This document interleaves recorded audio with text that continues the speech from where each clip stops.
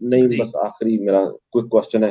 آج اگر یہ کوئی بھی فیصلہ دے دیتے ہیں، اگر محفوظ فیصلہ، مجھے نہیں پتا کہ آج سنا سکتے ہیں یا کل سنائیں گے، کیونکہ انہوں نے تو کہا کہ وہ فیصلہ محفوظ کر دیں گے اور دلائل سنے بغیر اور گواہوں کو سنے بغیر وہ یک طرفہ طور پر وہ فیصلہ کرنے جا رہے ہیں.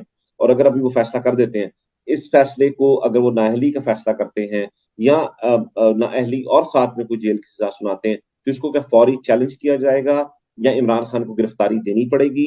یہ کیا پروسیس ہوگا اس کا؟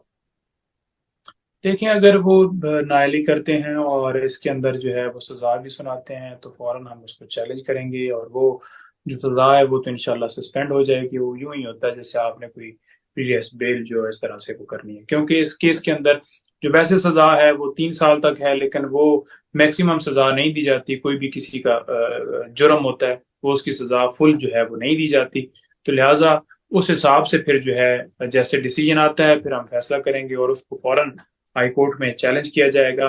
لیکن اگر یہ معاملہ فار ایگزامپل یہاں سے سزا ہوتی ہے، خان صاحب کو نائل کیا جاتا ہے، ایٹ لیسٹ اگر بندیال صاحب کی موجودگی میں ہوں. ہم سپریم کورٹ میں یہ معاملہ ہمارا پہنچ جاتا ہے تو انشاءاللہ ہمیں جو ہے پوری امید ہے کہ یہ جو فیصلہ آئے گا یہ ہو جائے گا.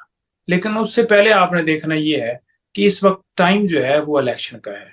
الیکشن کے اندر ایک ملک کی سب سے بڑی پارٹی کے سربراہ کو آپ نے اس الیکشن سے آؤٹ کرنا ہے. تو آپ کے پاس فار ایگزامپل 1 مہینے کے اندر اندر آپ جو ہے یہ 2 مہینے کے اندر اندر یا وہ الیکشن سے آؤٹ کر کے یا اس طرح سے کہ نیب والے کیس میں یا کسی کیس کے اندر بھی گرفتاری ڈال کے اندر ڈال دیں. تو وہ پہلے ہی آپ نے نگران وزیر اعلیٰ کا جو نام دے رہے ہیں اس میں مشاورت ہی نہیں پی ٹی آئی سے کی جا رہی. تو پھر وہ اس کے پاس وہ سارا جو پلان رچایا گیا تو وہ سارا اس کے اوپر آئے گا کہ ایک پی ٹی آئی کو اس الیکشن سے ہی آؤٹ کر دیا جائے. تو اس لیے سب سے زیادہ ضروری یہ ہے کہ کل ہائی کورٹ سے فیصلہ آئے، ہوں. اور اگر ہائی کورٹ درخواست ٹرانسفر نہیں کرتی تو سپریم کورٹ میں ہماری وہ درخواست پر سماعت کے لیے ہو. اور جج صاحب کو چاہیے کہ یہاں پر انصاف دیں ہمیں، اس طرح سے وہ فیصلہ جو ہے وہ زبردستی نہ دیں جیسے حق ختم کیا گیا اور پھر جو ہے فیصلہ محفوظ کر کے اور کل ہی پھر وہ فیصلہ بھی دے دیں.